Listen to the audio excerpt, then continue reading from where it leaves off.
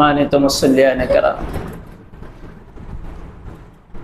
গত সপ্তাহে আমরা রাসূলুল্লাহ সাল্লাল্লাহু আলাইহি ওয়াসাল্লামের চারিত্রিক সৌন্দর্য নিয়ে আমরা আলোচনা করেছিলাম। আগামীকাল 12ই রবিউল আউয়াল, সেই কাঙ্ক্ষিত মানবতার সেই মুক্তির প্রত্যাশিত দিন, যেদিনে সরকারে কায়নাত সাইয়্যিদুল আম্বিয়া রাসূলুল্লাহ সাল্লাল্লাহু আলাইহি ওয়াসাল্লাম আগমন করেছিলেন। আজকে আমরা রাসূলুল্লাহ সাল্লাল্লাহু আলাইহি ওয়াসাল্লামের মর্যাদা এবং শ্রেষ্ঠত্ব নিয়ে কথা বলবো। সূরা বাকারার 253 নম্বর আয়াতে আল্লাহ তাআলা বলেন, তিলকার রসুল, এই যে রসুলগণ, পৃথিবীতে যত রসুলকে আল্লাহ পাক রব্বুল আলামিন মানুষের সংশোধন, সমাজ সংস্কার, মানুষকে ভালোর পথে নিয়ে আসার জন্য পাঠিয়েছেন, এই যে রসুলগণ, ফাদ্দালনা বা'দাহুম আলা বা'দ, আমি তাদের কাউকে কারো উপরে শ্রেষ্ঠত্ব দান করেছে, মর্যাদায় একটা শ্রেষ্ঠত্বের মানদণ্ডে উন্নীত করেছে। মিনহুম মান কাল্লামাল্লাহ, তাদের থেকে কেউ কেউ এমন আছে যে যাদের সাথে আল্লাহ পাক রব্বুল আলামিন স্বয়ং কথা বলেছেন। ওয়া রাফা'a বা'দাহুম দারাজাত, আর অনেককে আল্লাহ পাক রব্বুল আলামিন বিভিন্ন বৈশিষ্ট্য মুআজিজা দিয়ে মর্যাদার শ্রেষ্ঠত্বের একটা স্কেলের মধ্যে, একটা স্তরে আল্লাহ তাআলা নিয়ে গিয়েছেন। ওয়া আতাইনা ঈসা ইবনে মারইয়াম আল বাইয়িনাত, আল্লাহ তাআলা বলেন, ঈসা আলাইহিস সালামকে আমি সুস্পষ্ট নিদর্শনাবলী দান করেছি। ওয়া আইয়াদনাহু বিরূহিল কুদস, ঈসা আলাইহিস সালামকে আমি রূহুল কুদস দিয়ে সাহায্য করেছি। রূহুল কুদস কি? এর ব্যাখ্যা হলো জিবরিল আলাইহিস সালাম। কিভাবে সাহায্য করতেন? ঈসা আলাইহিস সালাম যেখানে যেখানে যেতেন, জিবরিল আলাইহিস সালাম সাথে থাকতেন, যাতে করে কোনো আক্রমণ, কোনো ক্ষতি থেকে ওনাকে রক্ষা করা যায়, সেই জন্য সাথে সাথে থাকতেন। তো আল্লাহ পাক রব্বুল আলামিন পৃথিবীর সমস্ত নবী রাসূলদেরকে বিভিন্ন ভাবে বৈশিষ্ট্য, মুআজিজা, মর্যাদা দিয়ে একটা স্তরে তাদেরকে নিয়ে গিয়েছেন। মুহাম্মদ সাল্লাল্লাহু আলাইহি ওয়াসাল্লামের পরে মর্যাদার একটা স্কেল, একটা স্তর যদি আমরা দেখি, তাহলে আল্লাহর নবীর পরে, রাসূলুল্লাহর পরে সর্বপ্রথম মর্যাদায় এগিয়ে হচ্ছেন হযরতে ইব্রাহিম আলাইহিস সালাম, যার উপাধি হলো খলিলুল্লাহ। এরপরে হযরতে মূসা আলাইহিস সালাম, যার উপাধি হলো কালিমুল্লাহ, আল্লাহর সাথে, আল্লাহ ওনার সাথে কথা বলেছেন। তারপরে হলো হযরতে ঈসা আলাইহিস সালাম, যার উপাধি হলো রূহুল্লাহ, ওয়া আইয়াদনাহু বিরূহিল কুদস। এইভাবে একটা মর্যাদার স্তর আল্লাহ পাক রব্বুল আলামিন কায়েম করেছেন। কিন্তু আমাদের নবীজি মুহাম্মদুর রাসূলুল্লাহ সাল্লাল্লাহু আলাইহি ওয়াসাল্লামকে আল্লাহ পাক রব্বুল আলামিন সর্বোচ্চ মর্যাদার লেভেলে, স্কেলে নিয়ে গিয়েছেন। এর উপরে আর কাউকে মর্যাদা, এত বৈশিষ্ট্য, এত মুআজিজা, এত অলৌকিকত্ব দিয়ে পৃথিবীতে আর কোন নবীকে আল্লাহ তাআলা পাঠাননি। সুবহানাল্লাহ। যেই নবীর সবার উপরে মর্যাদা, তো সেই নবীর উম্মতের মর্যাদা কি? আমরা নবীজির উম্মত, আমাদের মর্যাদাও তো সমস্ত নবীদের উপরে আর সমস্ত নবীর উম্মতদের উপরে। সমস্ত নবীর উম্মতদের উপরে আমরা হলাম শ্রেষ্ঠ উম্মত, কুনতুম খায়রা উম্মাতিন উখরিজাত লিন-নাস।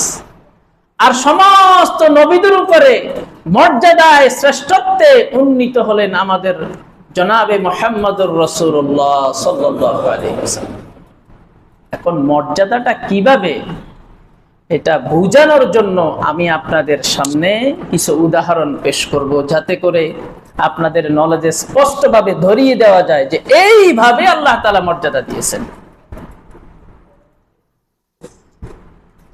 আল্লাহ পাক রব্বুল আলামিন কোরআনুল কারীমের ভিতরে এসেছে, আল্লাহ পাক রব্বুল আলামিন বিভিন্ন নবীদেরকে যখন ডাক দেওয়ার প্রয়োজন পড়েছে, বিভিন্ন সময়ে বিভিন্ন নবীকে উদ্দেশ্য করে আল্লাহ পাক রব্বুল আলামিন কোরআনের মধ্যে কথা বলেছেন। যখনই নবীদেরকে ডাক দেওয়ার প্রয়োজন পড়েছে, তখন আল্লাহ পাক রব্বুল আলামিন নাম ধরে ধরে ডাক দিয়েছেন। যেমন আল্লাহ পাক রব্বুল আলামিন বলেন, ইয়া আদম উসকুন আনতা ওয়া যাওজুকাল জান্নাহ, হে আদম আলাইহিস সালাম, আপনি আর আপনার স্ত্রী জান্নাতে বসবাস করেন। ডাক দেওয়ার প্রয়োজন পড়েছে তো নাম ধরে ডাক দিলেন। এরপরে আল্লাহ পাক রব্বুল আলামিন হযরত নূহ আলাইহিস সালামকে লক্ষ্য করে বললেন, ইয়া নূহ উহবিত বিসালামিন মিন্না ওয়া বারাকাতিন আলাইক, হে নূহ আলাইহিস সালাম, আপনি শান্তির সাথে নিরাপত্তার সাথে জমিনে অবতরণ করেন। প্লাবনের পরের আল্লাহ পাক রব্বুল আলামিন এই কথা বললেন। হযরত ইব্রাহিম আলাইহিস সালামকে উদ্দেশ্য করে বললেন, ইয়া ইব্রাহিম ক্বাদ সাদ্দাকতার রুইয়া ইন্না কাযালিকা নাজিজিল মুহসিনিন, ও আমার খলিল ইব্রাহিম বন্ধু, আপনি স্বপ্নকে বাস্তবে রূপান্তরিত করেছেন, কাজে আপনি কার্যত করে দেখিয়েছেন, আপনি পরীক্ষায় উত্তীর্ণ হয়ে গিয়েছেন। আমি যারা সৎ কর্মশীল তাদেরকে এইভাবে প্রতিদান দিয়ে থাকি। মূসা আলাইহিস সালামকে আল্লাহ পাক রব্বুল আলামিন বলেন, ইয়া মূসা লা তাখাফ ইন্নী লা ইয়াখাফু লাদাইয়াল মুরসালুন। মূসা আলাইহিস সালাম ফেরাউনের দৌড়ানি খেয়ে ভয় পেয়ে গিয়েছিলেন, কি করবেন দিশেহারা হয়ে গিয়েছিলেন। যখন পিছে বিশাল সৈন্যবাহিনী বহর নিয়ে ওনাকে ধাওয়া করেছিল, আল্লাহ সান্ত্বনা দিয়ে বলেছিলেন, ইয়া মূসা লা তাখাফ, ভয় পেও না। আবার আল্লাহ পাক রব্বুল আলামিন বলেন, ওয়া মা তিলকা বিয়ামিনিকা ইয়া মূসা, হে মূসা আপনার ডান হাতে কি? আল্লাহ পাক রব্বুল আলামিন জাকারিয়া আলাইহিস সালামকে উদ্দেশ্য করে বলেন, ইয়া জাকারিয়া ইন্না নুবাশশিরুকা বিগুলামিন ইসমুহু ইয়াহইয়া লাম নাজআল লাহু মিন ক্বাবলু সামিয়্যা, হে জাকারিয়া আপনি আল্লাহর কাছে দোয়া করতেছেন, আপনি বলতেছেন লাম আকুম বিদুআইকা রাব্বি শাকিয়্যা, আপনার সন্তান নাই, তা আপনাকে আমি ইয়াহইয়ার সুসংবাদ দিচ্ছি, এই নামে আর কাউকে আমি কখনো নামকরণ করি নাই। আল্লাহ পাক রব্বুল আলামিন এইভাবে নবীদেরকে যখন ডাক দেওয়ার প্রয়োজন হলো, নাম ধরে ধরে ধরে ধরে ডাক দিয়ে দিয়ে যেই উদ্দেশ্য, যেই কথা বলার সেই কথা বললেন। কিন্তু যখনই মুহাম্মদ সাল্লাল্লাহু আলাইহি ওয়াসাল্লামকে ডাক দেওয়ার প্রয়োজন হলো, উদ্দেশ্য করে কথা বলার প্রয়োজন হলো, তখন আপনি দেখবেন পুরা কোরআন পড়লে শুরু থেকে শেষ পর্যন্ত কোথাও আল্লাহ পাক রব্বুল আলামিন নবীজিকে ইয়া মুহাম্মদ বলে একবারের জন্য ডাক দেন নাই। এমনকি যখন ডাক দিয়েছেন, ডাক দেওয়ার সময় আল্লাহর নবীর জন্য আল্লাহ পাক রব্বুল আলামিন শব্দ চয়ন করার ক্ষেত্রেও একটা বিশেষ ভদ্রতার পরিচয় দিয়েছেন। শব্দ চয়ন করতেও আল্লাহ পাক রব্বুল আলামিন অনেক উচ্চাঙ্গের শব্দ ব্যবহার করেছেন, মর্যাদার সাথে যায় এমন শব্দ আল্লাহ ব্যবহার করেছেন। তাই আল্লাহ পাক রব্বুল আলামিন রাসূলুল্লাহ সাল্লাল্লাহু আলাইহি ওয়াসাল্লামকে যখন ডাক দেওয়ার প্রয়োজন হলো তখন বললেন, ইয়া আইয়ুহাল মুযাম্মিল কুমিল লাইলা ইল্লা ক্বালিলা। হে চাদরাবৃত ব্যক্তি, আপনি উঠেন, আপনি দাঁড়ান। ইয়া আইয়ুহাল মুদ্দাসসির কুম ফাআনজির। হে বস্ত্রাবৃত ব্যক্তি, ইয়া আইয়ুহান নাবিয়্যু তাকিল্লাহা ওয়া লা তুতি'ল কাফিরিনা ওয়াল মুনাফিকিন। তো আল্লাহ পাক রব্বুল আলামিন পুরা কোরআনের ভিতরে কোথাও নবীজিকে নাম ধরে ডাক দেন নাই, কারণ নবী এত বেশি মর্যাদার, এত বেশি শ্রেষ্ঠত্বের মানদণ্ডে উন্নীত, আমাদেরকে শিক্ষা দিতেছেন এইভাবে আল্লাহ কোরআনের ভিতরে এগুলি বর্ণনা করে যে শোনো মুহাম্মাদের উম্মতেরা, আমি আল্লাহ পাক রব্বুল আলামিন শ্রেষ্ঠ নবীকে ডাক দেওয়ার সময় এইভাবে শব্দ চয়ন করেছি, নবীর মর্যাদার প্রতি খেয়াল করেছি, নবীর শ্রেষ্ঠত্বের প্রতি খেয়াল করেছি। সুতরাং তোমরাও যখন নবীকে ডাক দেওয়ার প্রয়োজন হবে, কখনো যখন ডাক দিবে প্রয়োজন হতে পারে, তখন তোমরাও কখনো ইয়া মুহাম্মাদু বলে ডাক দিবে না, বরং তোমরা বলবে ইয়া রাসূলুল্লাহ, ইয়া রাহমাতাল লিল আলামিন, ইয়া নবিয়াল্লাহ। রাসূলের সম্মানের সাথে যায় না এমন কোন শব্দ ব্যবহার করবে না। আমি আল্লাহ যেখানে সর্বোচ্চ শব্দ চয়ন করে সম্মানের সর্বোচ্চ শব্দ দিয়ে আল্লাহর নবীকে খেতাব করেছি, আমার শ্রেষ্ঠ নবী। উদাহরণ নম্বর 1 গেল যে আল্লাহ তাআলা এইভাবে ডাক দেওয়ার ক্ষেত্রে নবীজির সম্মান আর মর্যাদা, নবীজির শ্রেষ্ঠত্বর দিকে খেয়াল করে আল্লাহ তাআলা ওনাকে সম্বোধন করেছেন। 2 নাম্বার উদাহরণ সূরা নূরের ভিতরে এসেছে যে 63 নম্বর আয়াত। আল্লাহ পাক রব্বুল আলামিন আয়াতের ভিতরে বলেন, লা তাজআলু দুআ আর-রাসূল বাইনাকুম কাদুআই বাযিকুম বাযা।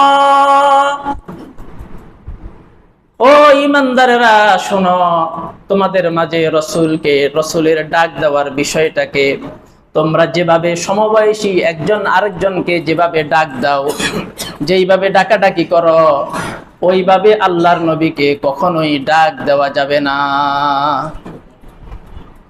বরং আল্লাহর নবীকে যদি তোমার ডাক দেওয়ার কখনো প্রয়োজন হয়, আল্লাহর নবীকে যদি কখনো ডাক দেওয়ার তোমার প্রয়োজন হয়, কোনো কিছু জিজ্ঞাসা করার প্রয়োজন হয়, তখন আল্লাহর নবীর মর্যাদার দিকে দেখবে, আল্লাহর নবীর অবস্থানের দিকে দেখবে, এবং নবীজি এখন কোন অবস্থানে আছে, ওনার সাথে এখন কথা বলা যায় কিনা, প্রশ্ন করা যায় কিনা, এই সমস্ত বিষয়গুলি তোমরা লক্ষ্য রাখবে।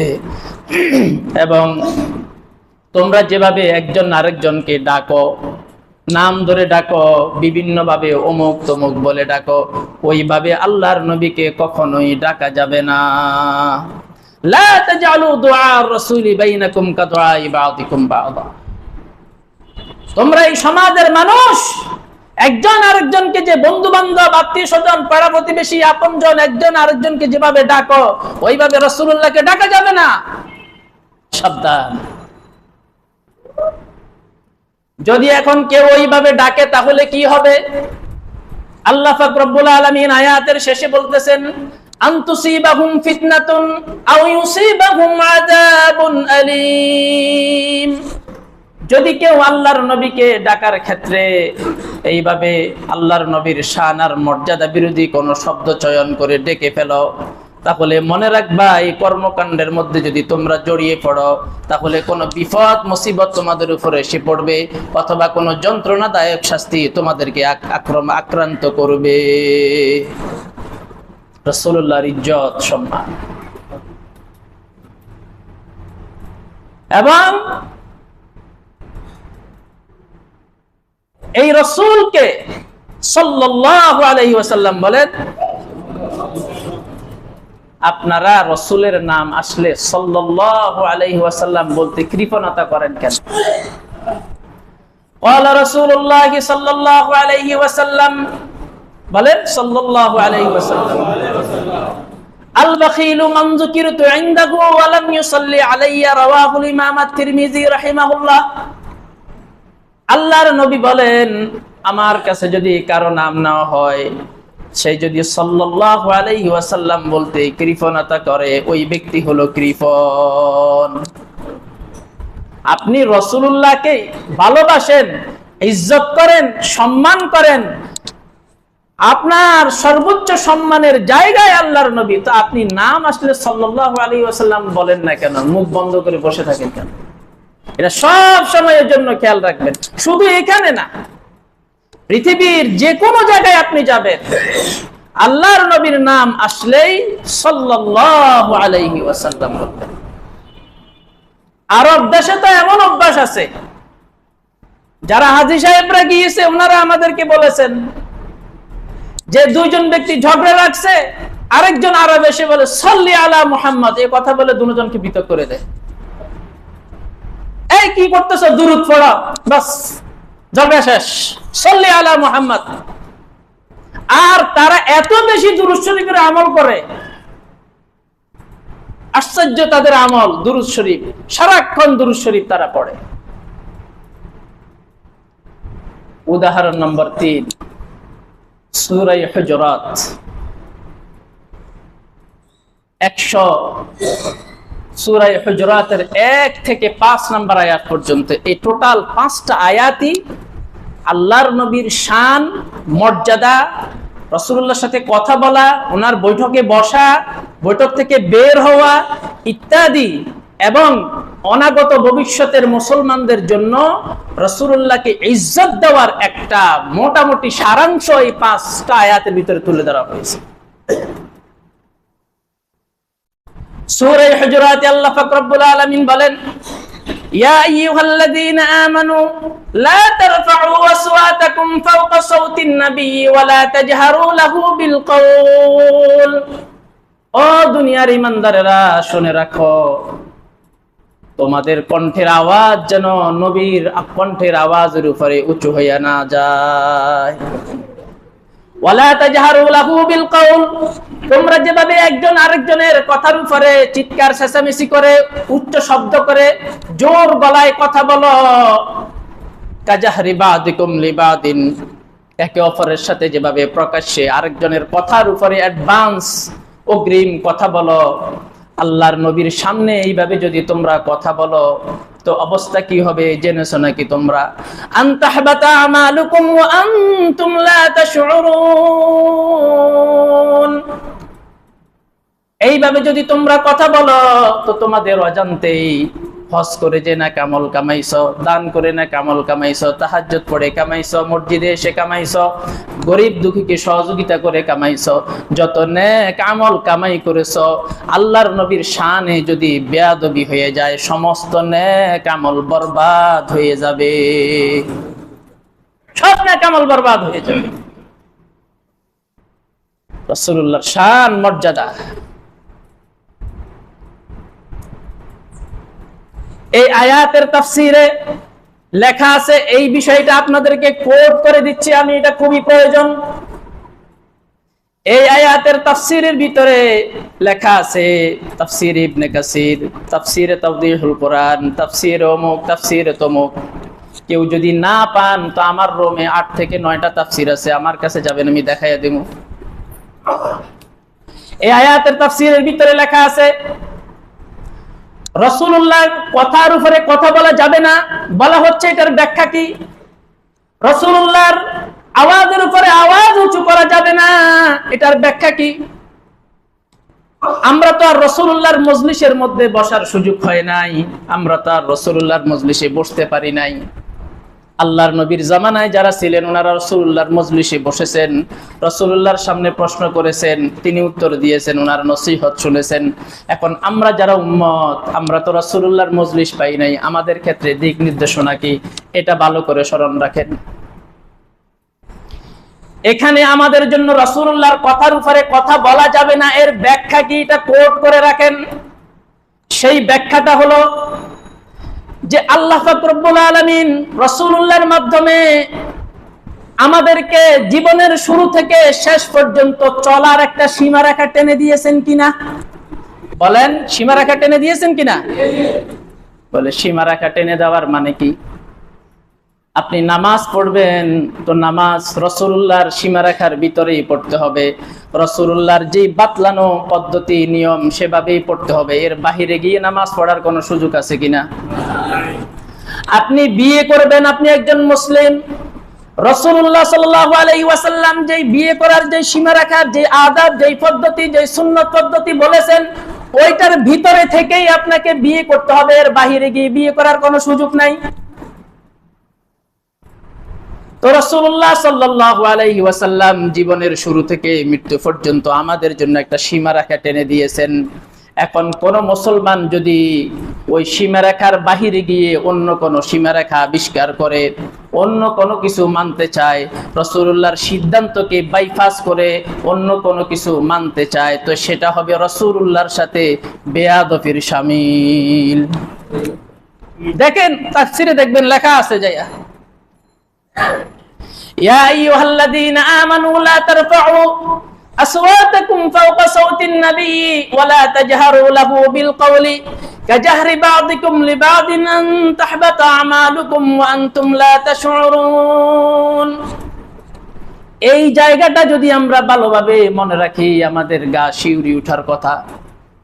কারণ আমরা যদি এই জায়গাটা কোট করে ভালো করে লক্ষ্য রাখি তো আমাদের ভয়ে আমাদের হৃদয়ে কম্পন ধরে যাওয়ার কথা। কারণ হলো আমাদের বর্তমান জীবনের সাথে আর রাসূলুল্লাহর টেনে দেওয়া সীমানার ভিতরে থাকার বিষয়ে যোজন যোজন দূরত্ব আছে কিনা নাই বলেন? জোরে বলেন একটু। রাসূলুল্লাহ আমাদের জন্য তো সীমারেখা টেনে দিয়েছেন।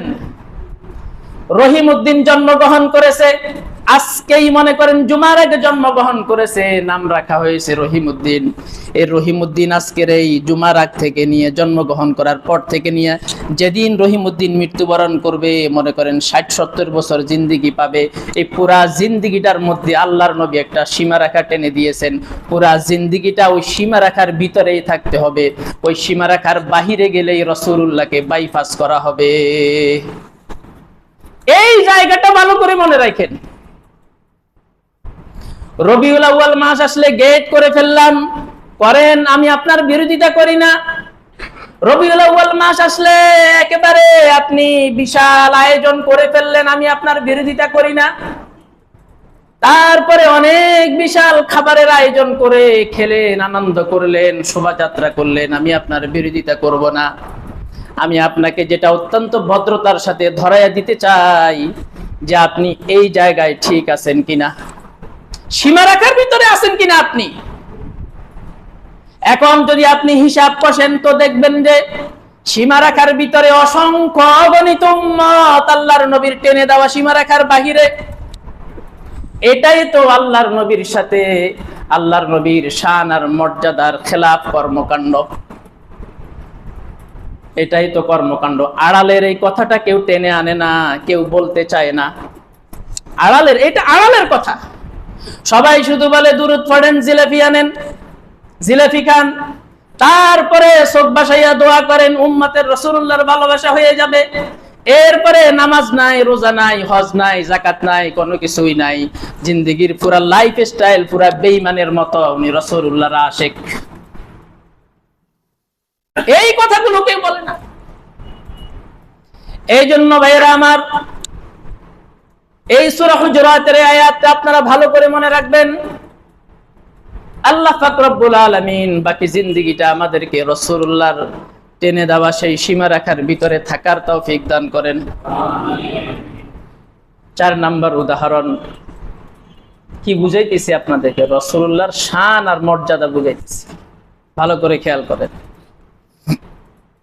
পৃথিবীর সমস্ত নবীকে আল্লাহ পাক রব্বুল আলামিন একটা গোষ্ঠী কেন্দ্রিক পাঠাইছেন, দেশ কেন্দ্রিক, অঞ্চল কেন্দ্রিক, একটা গোষ্ঠী কেন্দ্রিক পাঠাইছেন।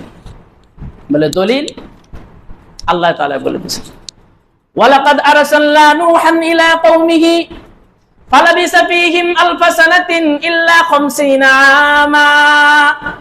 আমি নূহ আলাইহিস সালামকে তার সম্প্রদায়ের কাছে পাঠাইলাম, উনি সেখানে 950 বছর অবস্থান করলেন। ওয়াইলা আদিন আখাহুম হুদা, আমি হুদ আলাইহিস সালামকে তাদের ভাইদের কাছে তার সম্প্রদায়ের কাছে প্রেরণ করলাম। ওয়াইলা সামুদ আখাহুম সালিহা, সালেহ আলাইহিস সালামকে তার সম্প্রদায়ের কাছে প্রেরণ করলাম। ওয়াইলা মাদিয়ানা আখাহুম শুআইবা, আমি শুআইব আলাইহিস সালামকে তার সম্প্রদায়ের কাছে তার ভাইদের কাছে প্রেরণ করলাম। এইভাবে নবীদের প্রেরণ ছিল একটা গোষ্ঠী কেন্দ্রিক, একটা অঞ্চল কেন্দ্রিক। কিন্তু আমাদের নবীজির ব্যাপারে আল্লাহ পাক রব্বুল আলামিন বলেন, ওয়ামা আরসালনাকা ইল্লা রাহমাতাল লিল আলামিন। সুবহানাল্লাহ। আল্লাহ পাক রব্বুল আলামিন বলেন, নবীজি আমাকে সমগ্র বিশ্বের জন্য রহমত স্বরূপ প্রেরণ করেছি। আপনি মক্কা শরীফের নবী না, বাংলাদেশের নবী না, ভারতের নবী না, আপনি পাকিস্তানের নবী না, আপনি বিশ্বের যত দূর পর্যন্ত বিশ্বের সীমানা আছে, এরিয়া আছে, বাউন্ডারি আছে, তত দূরের তত সারা বিশ্বের সমগ্র বিশ্বের জন্য আপনি নবী, সমগ্র বিশ্বের জন্য আপনি রহমত স্বরূপ। ব্যাপকতা, সারা ওয়ার্ল্ডের জন্য আল্লাহর নবী। এত বিশাল উম্মতের কাছে, বিশাল সমগ্র মানব গোষ্ঠীর কাছে, বিশ্ব মানবতার কাছে আল্লাহর নবীকে আল্লাহ পাক রব্বুল আলামিন পাঠাইলেন। উদাহরণ নম্বর 5, বিভিন্ন নবীরা আল্লাহর কাছে কোনো কিছু যখন চাওয়ার প্রয়োজন হয়েছে, তো আল্লাহর কাছে আবদার করেছেন যে আল্লাহ, আমাকে যদি এই জিনিসটা আপনি দিতেন আমি খুশি হতাম। এইভাবে বিভিন্নভাবে আবদার করেছেন। যেমন হযরত ইব্রাহিম আলাইহিস সালাম আল্লাহর কাছে আবদার করেছেন, সূরা শুআরার 87 নম্বর আয়াতে এসেছে। হযরত ইব্রাহিম আলাইহিস সালাম আল্লাহ পাক রব্বুল আলামিনকে বলেন, ওয়ালা তুখজিনি ইয়াওমা ইউবআসুন ইয়াওমা লা ইয়ানফাউ মালুন ওয়ালা বানুন ইল্লা মান আতাল্লাহা বিকলবিন সালিম। ইব্রাহিম আলাইহিস সালাম আল্লাহর কাছে কায়মনোবাক্যে দোয়া করে বললেন, আল্লাহ দয়া করে আমাকে কিয়ামতের মাঠে বেইজ্জতি করবেন না। আল্লাহ কিয়ামতের মাঠে আমার বেইজ্জতি করবেন। সেই ভয়াবহ সেই মাঠে, সেই কঠিন পরিস্থিতিতে আল্লাহ দয়া করে আমাকে বেইজ্জতি করবেন। তো আল্লাহ পাক রব্বুল আলামিন ওনার দোয়া কবুল করেছেন। ঠিক আছে খলিলুল্লাহ, আমার খলিল, আপনাকে আমি বেইজ্জতি করব না, তিনি চেয়ে নিয়েছেন। কিন্তু মুহাম্মদ সাল্লাল্লাহু আলাইহি ওয়াসাল্লাম আল্লাহর কাছে চান নাই। ওনার স্পেশালিটি এখানে হলো মর্যাদা, তিনি চান নাই। না চাওয়ার পরেও আল্লাহ পাক রব্বুল আলামিন কোরআনুল কারীমের ভিতরে জানাইয়া দিলেন, ইয়াওমা লা ইউখজিল্লাহুন নাবিয়্যা ওয়াল্লাযীনা আমানু মাআহু। হে নবী, কিয়ামতের কঠিন ময়দানে আমি আপনাকে লাঞ্ছিত করব না, অপদস্থ করব না, এমনকি আপনার সাথে যারা ঈমানদার আছে সত্যিকার অর্থে তাদেরকেও আমি লাঞ্ছিত করব না। কোন জিনিস চাইলে দেওয়া আর না চাইতে অগ্রিম যাইয়া দিয়ে দেওয়া, মর্যাদায় স্পেশালিটি আছে। রাসূলুল্লাহ সাল্লাল্লাহু আলাইহি ওয়াসাল্লামের মর্যাদায় স্পেশালিটি। হযরতে মূসা আলাইহিস সালাম, উদাহরণ নম্বর 6, হযরতে মূসা আলাইহিস সালাম আল্লাহ পাক রব্বুল আলামিনের সাথে যখন তুর পাহাড়ে কথা বলার জন্য গেলেন, যাওয়ার পরে সেখানে গিয়ে বলতেছে, আল্লাহ আপনাকে দেখতে চাই। কোরআনে আল্লাহ তাআলা বর্ণনা করেছেন 143 নম্বর আয়াত সূরা আরাফের, ওয়ালাম্মা জাআ মূসা লিমিকাতিনা ওয়া কাল্লামাহু রাব্বুহু ক্বালা রাব্বি আরিনি আনজুর ইলাইক ক্বালা লান তারানি ওয়ালাকিন ইনজুর ইলাল জাবালি ফাইন ইসতাকাররা মাকানাহু ফাসাওফা তারানি ফালাম্মা তাজাল্লা রাব্বুহু লিল জাবালি জাআলাহু দাক্কাও ওয়া খাররা মূসা সাইকা। হযরতে মূসা আলাইহিস সালাম নির্দিষ্ট সময়ে আল্লাহ যাওয়ার জন্য বললেন, নির্দিষ্ট সময়ে গেলেন। যাওয়ার পরে আল্লাহ পাক রব্বুল আলামিনের সাথে কথোপকথন হলো। তারপরে মূসা আলাইহিস সালাম আবদার করলো, রব্বি আরিনি আনজুর ইলাইক, আল্লাহ আপনাকে আমি দেখতে চাই, আমাকে দেখা দেন। আল্লাহ বললেন, ক্বালা লান তারানি, কখনোই তুমি আমাকে দেখতে পারবে না। যখন বারবার পিড়াপিড়ি করতে লাগলো, বাচ্চারা যেমন বাবাদের কাছে বড়দের কাছে যেভাবে বারংবার পিড়াপিড়ি করে আবদার করে, যখন মুসা আলাইহিস সালাম আল্লাহর ভালোবাসায় বারবার ভাবে আবদার করতে লাগলেন, তখন আল্লাহ পাক রব্বুল আলামিন বললেন ওয়ালাকিন ইনজুর ইলাল জাবাল, মুসা পাহাড়ের দিকে তাকাও, ফাইন ইস্তাকাররা মাকানাহু, পাহাড় যদি সস্তানে যদি ঠিক থাকে তাহলে তুমি আমাকে দেখতে পারবে, ফাইন ইস্তাকাররা মাকানাহু ফাসাউফা তারানি, তাহলে আমাকে দেখতে পারবে। এরপরে আল্লাহ পাক রব্বুল আলামিন উনার হাজার হাজার কোটি নূরের জাররা পরিমাণ আলো সেই পাহাড়ের মধ্যে আল্লাহ পাক রব্বুল আলামিন প্রকাশ করলেন। ফালাম্মা তাজাল্লা রাব্বুহু লিল জাবাল, যখন পাহাড়ের মধ্যে যখন সেই নূর প্রকাশ পেল, জালাহু দাক্কা, পাহাড় চূর্ণ বিচূর্ণ হয়ে গেল। ফাখাররা মূসা সাইকা, মূসা আলাইহিস সালাম বেহুশ হয়ে পড়ে গেলেন। ফালাম্মা ফাকা, যখন হুঁশ ফিরে আসলো আবার, ক্বালা সুবহানাকা, আল্লাহ আপনার পবিত্রতা বর্ণনা করছি। তুবতু ইলাইকা, আল্লাহ অন্যায় আবদার করেছিলাম, তুবতু ইলাইকা, এইজন্য আপনার কাছে তওবা করতেছি। ওয়া আনা আউয়ালুল মুমিনিন, এখানে বুঝেন, ওয়া আনা আউয়ালুল মুমিনিন, আমি সর্বপ্রথম মুমিন। এই কথা যে উনি বলছেন, কেন বলছেন? উনি এই কথা বলেছেন এই জন্য, যখন আবদার করলেন দেখতে পারলেন না, বেহুশ হয়ে গেলেন, পাহাড় চূর্ণ বিচূর্ণ হয়ে গেল, তখন মূসা আলাইহিস সালাম এই কথার সাক্ষী দিয়ে গেলেন যে দুনিয়ার ভিতরে কোন মুমিনের জন্য, কোন মানুষের জন্য আল্লাহ পাক রব্বুল আলামিনকে দেখা সম্ভব না। মূসা আলাইহিস সালাম বলেন এই ব্যাপারে ওয়ানা আউয়ালুল মুমিনিন, আমি প্রথম মুমিন, আমি সাক্ষী দিয়ে যাইতেছি। তো মূসা আলাইহিস সালাম আল্লাহকে দেখতে চেয়েছিলেন, কিন্তু আল্লাহ পাক রব্বুল আলামিন বললেন না, দেখা যাবে না। আর মুহাম্মদ সাল্লাল্লাহু আলাইহি ওয়াসাল্লাম বলেন, সাল্লাল্লাহু আলাইহি ওয়াসাল্লাম আল্লাহ পাক রব্বুল আলামিনকে দেখার জন্য কোনো দরখাস্ত করেন নাই স্পেশালিটি। আল্লাহ পাক রব্বুল আলামিন জিবরিল আলাইহিস সালামকে পাঠাইলেন, বোরাক পাঠাইলেন, মক্কা থেকে বাইতুল মুকাদ্দাস, সমস্ত আম্বিয়াদেরকে বাইতুল মুকাদ্দাসে নিয়ে আসলেন, যে যেখানে আছে সবাইকে সেখানে হাজির করলেন, 2 রাকাত নামাজের ব্যবস্থা করলেন, নবীকে ইমাম বানাইলেন, মুহাম্মদ সাল্লাল্লাহু আলাইহি ওয়াসাল্লামকে ইমাম বানাইলেন, আর সমস্ত নবীদেরকে তিনি মুক্তাদি বানাইলেন। এখানে আবার আল্লাহর নবীর স্পেশালিটি প্রকাশ পেল, সমস্ত নবী হলো মুক্তাদি আর আল্লাহর নবী হলেন ইমাম, ইমামুল আম্বিয়া। আল্লাহর নবীর মর্যাদা স্পেশালিটি বলতেছি আপনাদেরকে। তো রাসূলুল্লাহ ইমামতি করলেন, তারপরে আবার মেরাজ উর্দু আকাশে চলে গেলেন, সিদরাতুল মুনতাহা, সেখানে গিয়ে আল্লাহ পাক রব্বুল আলামিনের সাথে অনেক কথা হলো, দিদার হলো, সবকিছুই হলো। চেয়েছিলেন আল্লাহর কাছে? চাননি তো, বরং আল্লাহ তাআলা স্পেশাল ভাবে ওনাকে কি করলেন, সেটা দিলেন। নবীরা চাইতেন, আল্লাহর নবী কখনো চান নাই, না চাইতে ওনাকে আল্লাহর নবী কি করতে, আল্লাহ তাআলা দিয়ে দিতেন। কেন? মর্যাদায় সর্বশ্রেষ্ঠ, মর্যাদার আসনে উন্নীত, এই জন্য আল্লাহ পাক রব্বুল আলামিন এইভাবে ওনাকে মর্যাদা দিয়েছেন। দেখেন আরো একটা বিস্ময়কর মর্যাদা শোনেন, সূরা আলে ইমরানের 81 নম্বর আয়াতে এসেছে। আল্লাহ পাক রব্বুল আলামিন সমস্ত নবীদের থেকে ওয়াদা নিছেন। কি ওয়াদা? যে আমি সর্বশেষ নবীদের সভাপতি, সরকারে কায়নাত, ইমামুল আম্বিয়া, সাইয়্যিদুল মুরসালিন মুহাম্মদ সাল্লাল্লাহু আলাইহি ওয়াসাল্লামকে পাঠাবো। যখন পাঠাবো তখন আপনারা যদি পৃথিবীতে থাকেন তাহলে আমাকে এই ওয়াদা দেন, আপনারা তার প্রতি ঈমান আনবেন, তাকে সাহায্য করবেন, তাকে যা যা দরকার সবকিছু তার সাথে থেকে, ওনার অনুসারী হিসেবে ওনার সাথে থেকে ওনাকে সহযোগিতা করবেন নবীদেরকে।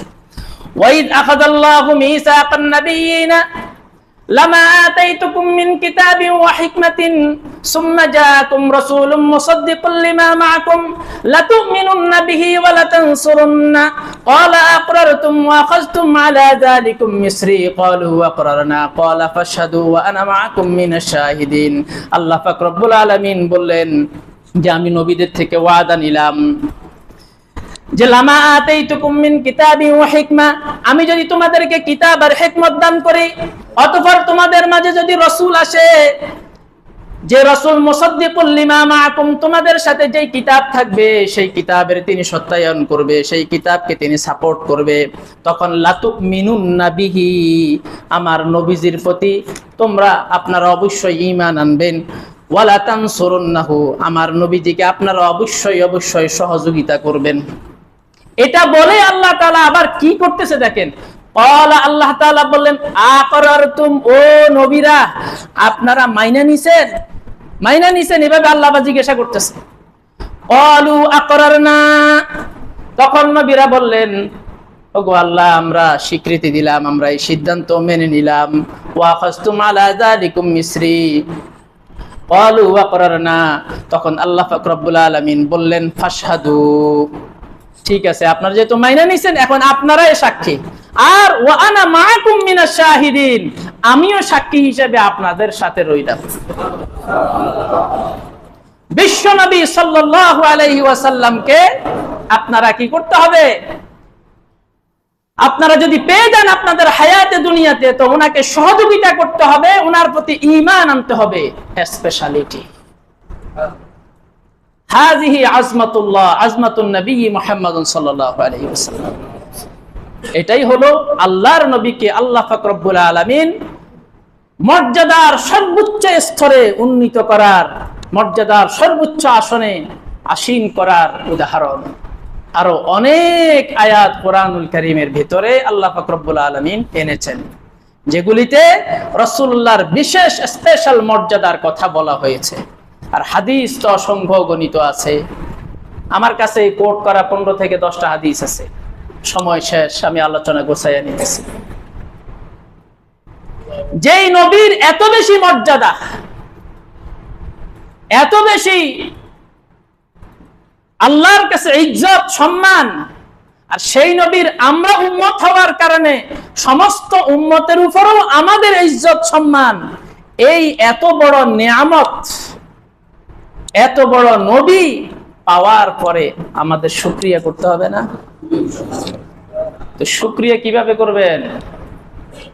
শুকরিয়া করবেন এভাবে, আসল শুকরিয়া যেটা সেটা হলো, যদি কোনো ব্যক্তি আপনাকে এসে বলে ক্বালা রাসূলুল্লাহ সাল্লাল্লাহু আলাইহি ওয়াসাল্লাম, ভাই আল্লাহর রাসূল বলেছেন, তখন আপনি ইজ্জতের সাথে সেই কথাকে আপনি মেনে নেবেন। এটাই তো রাসূলুল্লাহকে ইজ্জত দেওয়ার বিষয়। কি বলেন? যদি বলে আল্লাহর নবী বলেছেন, তখন সেখানে আপনি আপনার নানান যুক্তি বিভিন্ন কিছু পেশ করে আপনি সেটা করা থেকে বেঁচে যাওয়ার জন্য ফাঁক ফুকর খোঁজার চেষ্টা করলে নবীজিকে কি ইজ্জত দেওয়া হবে? ইজ্জত দেওয়া হবে না। তো আল্লাহ তাআলা আমাদেরকে রাসূলুল্লাহকে ইজ্জত দিয়ে আল্লাহর নবীর কদর আর সম্মান কলিজার ভিতরে নিয়ে বাকি জিন্দেগি আমাদেরকে কাটানোর তৌফিক দান করেন। আসসালামু আলাইকুম ওয়া রাহমাতুল্লাহি ওয়া বারাকাতুহু।